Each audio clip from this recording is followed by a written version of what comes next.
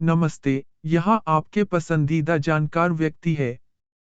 मैं यहाँ एक बड़ा जोखिम उठाने जा रहा हूँ और यहाँ यह मान लेता हूँ कि शायद आपने नाइट्स टेम्पलर के बारे में सुना हो। प्रतीत होता है कि इस गुप्त संघ के ख्रिस्तीय योद्धा सन्यासियों को अब बंद कर दिया गया है, लगभग 1000 वर्ष पहले, लेकिन वीडियो गेम में व्यापकता से प्रमुख रूप से उपस्थित हैं।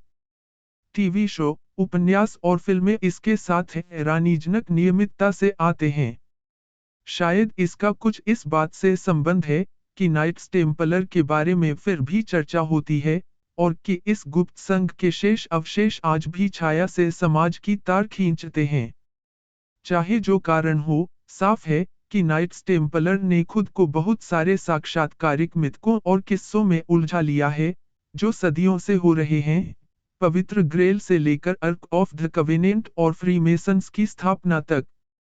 लेकिन इन सभी साजिश थ्योरियों के रुचिकर तो होने के बावजूद, यह एक उन विशेष मामलों में से एक है, जहां सच्ची कहानी का हर कदम शायद रोचक है, जितना ही सभी संभावना से बनाया गया सामग्री, क्योंकि अविश्वसनीय नम्र शुरुआत से और बेहद छोटे समय में, वास्तविक नाइट्स टेम्पलर इतिहास में सबसे प्रभावशाली संगठनों में से एक बने।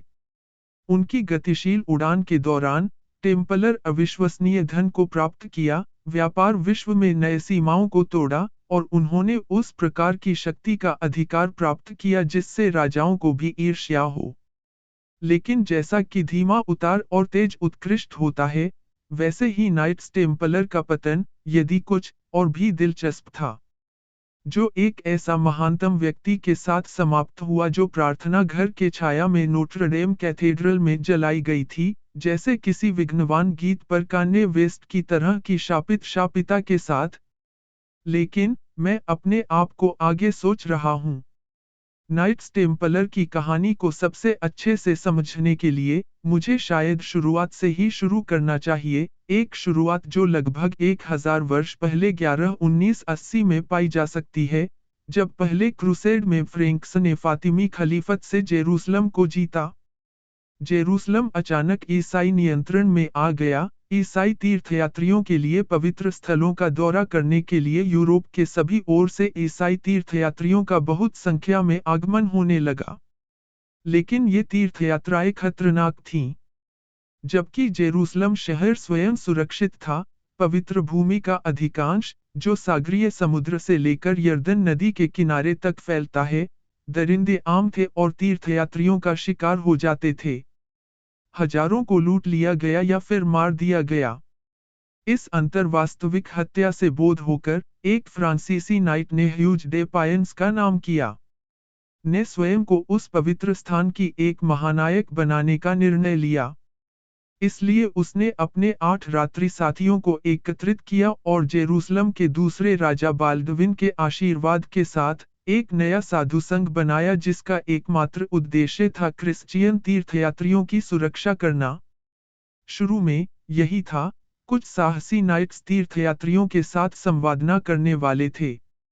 राजा ने स्वयं उन्हें यरूशलेम के टेम्पल माउंट पर चमकदार नए मुख्यालय दिए होते थे। नाइट्स अविश्वसनीय गरीब थे, उन्हें जो सुरक्षा देने के लिए रखा गया था, वह स्वार्थ होना। उनकी धन की कमी, साथ ही मुख्यालय की स्थिति, वास्तव में उनका मूल नाम, कमजोर Knights of the Temple of King Solomon ने हमें प्रेरित किया, लेकिन यह थोड़ा ज्यादा बड़ा हो गया और अंत में यह नाम किसी तरह से प्रसिद्ध हो गया, जो आज भी प्रसिद्ध है, नाइट्स टेम्पलर। यह कुछ योद्धा सन्यासी ने अपना संरक्षण कार्य अत्यधिक अच्छी तरह से किया, और बहुत जल्द ही उनकी प्रतिष्ठा क्रिस्टेंडम में बढ़ने लगी। इसमें नाइट्स के एक प्रारंभिक के भी एक नाता था जो कैथोलिक चर्च में जा रहा था। और जब मैं कहता हूँ जाने के लिए, वह अंत में एक सेंट बना। जब उसने बोला, कैथोलिक सुनते थे। देर नहीं होती, नाइट्स टेम्पलर सबसे फैशनेबल चैरिटी थे, और कोई भी अब उन्हें समर्थन देने के लिए देखना चाहता था। कुछ ने ठंडे, कठोर पैसे दान किया। दूसरे ने टेम्पलर्स को अपनी वसीयतों में भूमि या मूल्यवान वस्तुओं को छोड़ा। और उच्च वंशों ने उन्हें अपने नाम को बनाने के लिए कोई भी बच्चे जोड़ने की आदत डाली।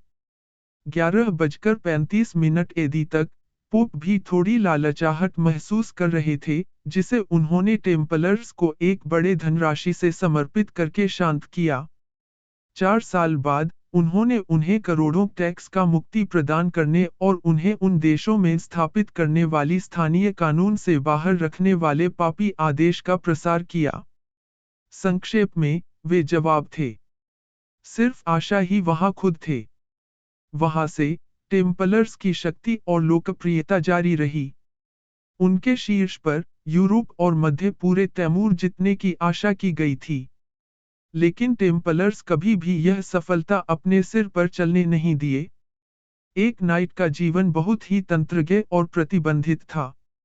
सभी नए सदस्यों को गरीबी, ब्रह्मचर्य, धर्म और आज्ञाकारिता के व्रत लेने के लिए मजबूर किया गया।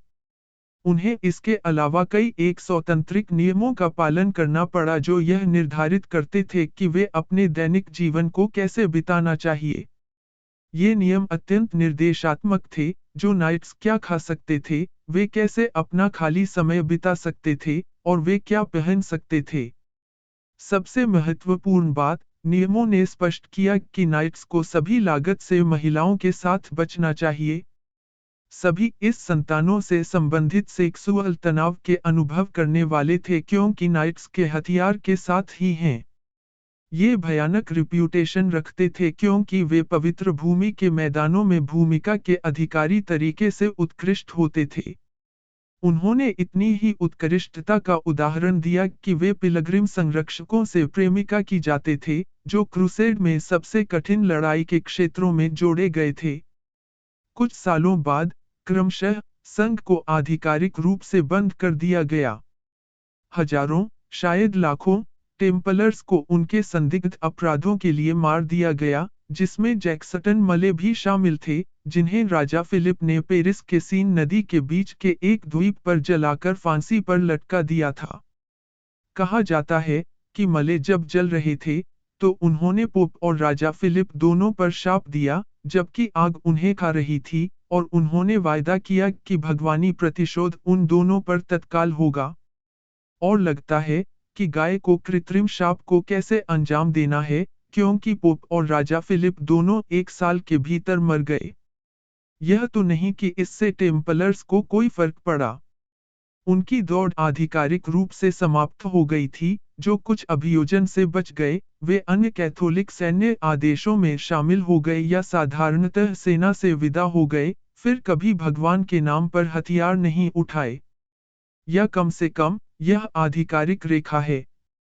लेकिन बेशक, कई लोग यकीन करते हैं कि टेम्पलर्स कभी वास्तव में चले गए नहीं थे, और उसके पीछे का कारण क्या है, यह एक अच्छा सवाल है, और उसका कोई सरल उत्तर नहीं है। सच में, टेम्पलर्स के आज की बहुत सारी मिथकों और किंवदंतियों का समर्थन करने के लिए थोड़ा सबूत है। जब संगठन को बंद किया गया, तो यह एक बड़ी खाली छोड़ गया और वर्षों के दौरान, लोगों ने उस खाली जगह को कई कहानियों से भर दिया। अधिकांश मिथक टेम्पलर्स के विलुप्त होने के बाद उनकी विशाल संपत्ति के रहस्य के साथ जुड़े हैं। लेकिन उसमें वास्तव में एक काफी सरल जवाब है। राजा फिलिप चौथा उसे हुआ, टेम्पलर फंड को अपने अधिक ऋण चुकाने के लिए अपहरण करते हैं।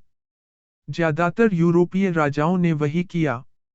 आज के दिन, दुनिया भर में कई लोग और संगठन दावा करते हैं कि वे नाइट्स टेम्पलर के वंशज हैं, जिसमें फ्रीमेसोन्स भी शामिल हैं।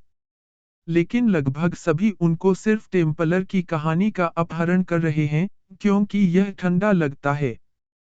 सच यह है कि टेम्पलर्स के नाम के कहीं कहीं चल रहे उस संघ के बारे में बिल्कुल अंत नहीं है, क्योंकि इस संगठन का वास्तविक नाम है पुर्तगाल में स्थित सैन्य क्रम समूह। देखो, जबकि यूरोप के विभिन्न राजा पोप के आदेश पर टेम्पलर्स को बंदी बना रहे थे, एक राजा, पुर्तगाल के डेनिस, ने इसे इनकार किया। इसके बजाय, उन्होंने सैन्य क्रम समूह की स्थापना की और किसी भी बचे टेम्पलर्स को इसमें शामिल होने के लिए आमंत्रित किया। यह समूह आज भी मौजूद है, 700 से अधिक वर्षों के बाद, लेकिन दुख की बात है कि हमें विश्वास करने का कोई कारण नहीं है कि वे पवित्र cup, arc of the covenant, या यीशु और मरियम मगदलीन के महान महान महान महान महान महान पोते छुपा रहे हैं। आपको निराश करने के लिए, डैन ब्राउन। टेम्पलर्स की विरासत कई अन्य तरीकों में जीवित है, हालांकि उन्होंने अपनी शक्ति के शिखर पर इतना निर्माण किया कि आज भी कई टेम्पलर चिन्हित स्थल मौजूद हैं। टेम्पल, लंदन के कानूनी जिले, टेम्पलर्स के नाम पर है, साथ ही यूरोप और मध्य पूर्व के लिए शब्दांतरित किए गए लगभग सैकड़ों चर्च और किले। टेम्पलर्स शायद गए हों, कम से कम उनके मूल रूप में, लेकिन उन्हें निश्चित रूप से भूला नहीं गया है। और अगर आप मुझसे पूछते हैं, तो संघ के चारों ओर की असंख्य मिथकों और साजिश थ्योरियों की कोई जरूरत नहीं है। यह निर्दिष्ट इतिहास की नामनी इतिहास है, ये बहादुर योद्धा साधु अधिक हैं। देखने के लिए धन्यवाद।